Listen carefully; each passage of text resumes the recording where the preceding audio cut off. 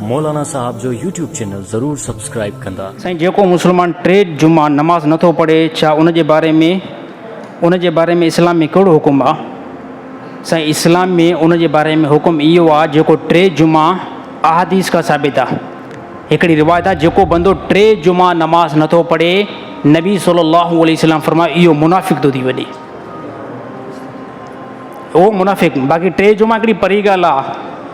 हिकिड़ी रिवायत में हिकिड़ी जेको आहे नमाज़ कंहिं बंदे ॼाणी वाणी छॾे ॾिनी, हिकिड़ी नमाज़ कंहिं छॾे यार बसि हे नमाज़ मां न पढ़ंदुमि। हिकिड़ो थींदो उज़ुर यार माण्हू न थी सघियो नमाज़ ते, न वञी सघियो नमाज़ ते, पोइ वञी हुनखे शर्म सां थींदो आहे वरी क़ज़ा करे पढ़ंदो आहे। कंहिं बंदे जो छॾे ॾिन नमाज़ खे, हिकिड़ी नमाज़ जो कंहिं अगरि इनकार कयो, हिकिड़ी नमाज़ खे कंहिं ॼाणी वाणी छॾे ॾिनो, नबी सल्लल्लाहु अलैहि वसल्लम फरमायो उहो बंदो कुफ़ुर सां मिली वियो। उहो बंदो कुफ़ुर सां मिली वियो। बंदे जे दरमियान ऐं कुफ़ुर जे दरमियान फ़र्क़ु सिर्फ़ु नमाज़ जो आहे।